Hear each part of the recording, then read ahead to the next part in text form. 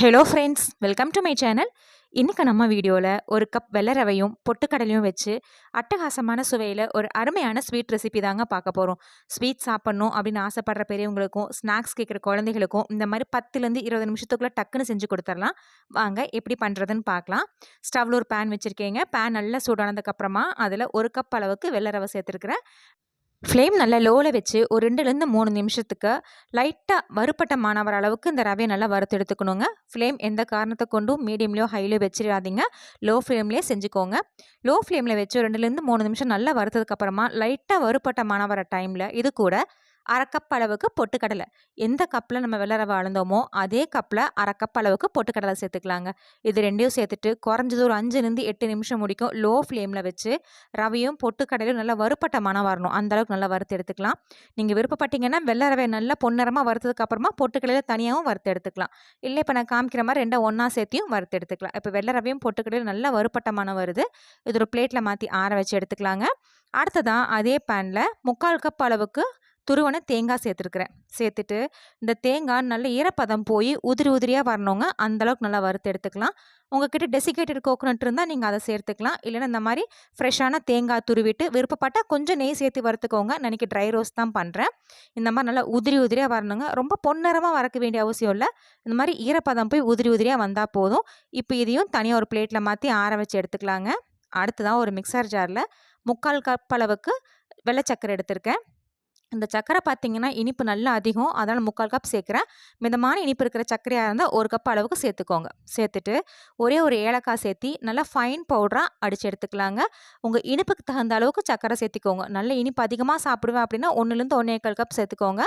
மிதமான இனிப்பு போதும் அப்படின்னா 3/4 கப்லேருந்து 1 கப் சேர்த்துனாலே போதுமானதாக இருக்கும்.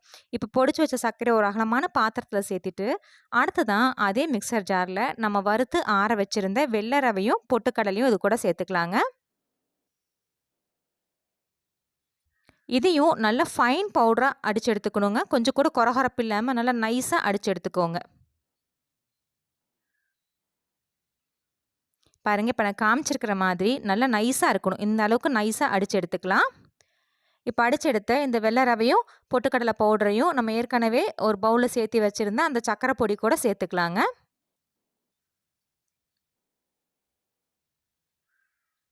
சேர்த்துட்டு இது ரெண்டையும் நல்லா கலந்து விட்டு எடுத்துக்கலாம். இந்த சக்கரை பொடியும் நம்ம அடித்து வச்சுருந்த அந்த ரவை பொடியும் நல்லா கலந்துடணும். அந்தளவுக்கு நல்லா கலந்து விட்டு எடுத்துக்கலாம். நல்லா கலந்ததுக்கப்புறமா இது கூட ஏற்கனவே வறுத்து வச்சுருந்த தேங்காய் பொடியும் சேர்த்துக்கலாங்க. இதெல்லாத்தையும் சேர்த்துட்டு கொஞ்சம் கூட கட்டி இல்லாமல் நல்லா கலந்தெடுத்து வச்சுக்கணும். சின்ன சின்ன கட்டி இருந்தால் உடச்சி விட்டு நான் காமிக்கிற மாதிரி கலந்தெடுத்து வச்சுக்கோங்க. அடுத்ததான் ஸ்டவ்வில் ஒரு பேன் வச்சுட்டு அதில் ஒரு 4 ஸ்பூன் அளவுக்கு நெய் சேர்த்துக்கலாங்க. நெய் சேர்க்குறது உங்கள் விருப்பத்தை வந்தாலும் கூடவோ குறைவோ சேர்த்துக்கோங்க. ஆனால் குறைஞ்சது ஒரு 4 ஸ்பூன் அளவுக்கு நெய் சேர்த்துனா தான் நல்லா சுவையாக இருக்கும். 4 ஸ்பூன் அளவுக்கு நெய் சேர்த்துனதுக்கப்புறமா இதில் ஒரு 10லேருந்து 15 முந்திரி பருப்பு சேர்த்துருக்கேன். நீங்கள் விருப்பப்பட்டால் பாதாமும் பொடி பொடியாக கட் பண்ணி சேர்த்துக்கலாம். உலர்ந்த திராட்சையும் சேர்த்துக்கலாங்க. நான் இன்றைக்கி வெறும் முந்திரி பருப்பு மட்டும் சேர்த்துட்டு நல்லா பொன்னிறமாக வறுத்து எடுத்துக்கலாம். இது பாருங்கள், இந்த மாதிரி நல்லா பொன்னிறமாக வறுப்பட்டதுக்கப்புறமா இது ஒரு பிளேட்டில் மாற்றி எடுத்து வச்சுக்கலாங்க.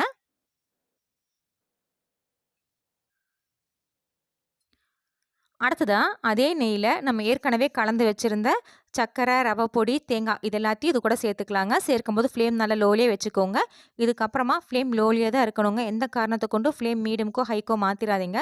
லோ ஃப்ளேம்லேயே வச்சு ஒரு 5 நிமிஷம் கை விடாமல் நல்லா கலந்து எடுத்துட்டிங்கன்னா இந்த சர்க்கரை கொஞ்சம் நல்லா இலகி வரும். ஒரு 5 நிமிஷம் குறைஞ்ச ஒரு 5 நிமிஷமாவது நல்லா கலரி எடுக்கணும். இந்த நெய்யெல்லாம் உள்ளே இழுத்து அந்த சர்க்கரை இலகி ஒரு மிதமான பதத்துக்கு வரும். நான் காமிக்கிற மாதிரி ஒரு 5 நிமிஷத்துக்கிட்ட நல்லா கலந்து எடுத்துக்கோங்க. சின்ன சின்ன கட்டியெல்லாம் இருந்தால் உடச்சி விட்டு நல்லா கலந்து எடுத்துக்கலாம். ஒரு 5 நிமிஷம் கழித்து பார்த்தீங்கன்னா நான் காமிக்கிற இந்த பக்குவத்துக்கு வந்திருக்கும். இந்த அளவுக்கு வந்ததுக்கப்புறமா இது ஒரு அகலமான பாத்திரத்தில் மாற்றிடலாம். மாற்றினதுக்கப்புறமா நம்ம ஏற்கனவே வறுத்து வச்சுருந்த முந்திரி பருப்பு சேர்த்துட்டு நல்லா கலந்து விட்டு எடுத்துக்கலாங்க. கை பொறுக்கிற சூடு இருக்கும் போதே நல்ல உருண்டைகளாக பிடிச்சி எடுத்துக்கோங்க. விருப்பப்பட்டால் நீங்கள் ஒரு ஸ்பூன் நெய் மேலாப்படி சேர்த்து கூட உருண்டை பிடிச்சி எடுத்துக்கலாம். இப்போ சக்கரைலாம் இலகி உங்களுக்கு ஒரு மிதமான பதத்துக்கு வந்திருக்கும். உருண்டையும் ஈஸியாக பிடிக்க வரும். கை பொறுக்கிற சூடில் இருக்கும்போது இந்த மாதிரி சின்ன சின்ன உருண்டைகளாக பிடிச்சி எடுத்து வச்சுட்டிங்கன்னா சூப்பரான சுவையான ரவா லட்டு ரெடிங்க. சாப்பிட்றதுக்கு டேஸ்ட் அட்டகாசமாக இருக்கும். ஒரு 20 நிமிஷத்தில் டக்குன்னு செஞ்சிடலாம். ஃப்ரெண்ட்ஸ், நீங்களும் இந்த சூப்பரான சுவையான ரவா லட்டு ரெசிபியை ட்ரை பண்ணி பாருங்கள். ட்ரை பண்ணி பார்த்துட்டு கமெண்ட்ஸுங்களை சொல்லுங்கள். உங்களுக்கு இந்த வீடியோ பிடிச்சிருந்துச்சுன்னா மறக்காமல் நம்ம சேனலுக்கு சப்ஸ்கிரைப் பண்ணுங்கள், லைக் பண்ணுங்கள், ஷேர் பண்ணுங்கள்.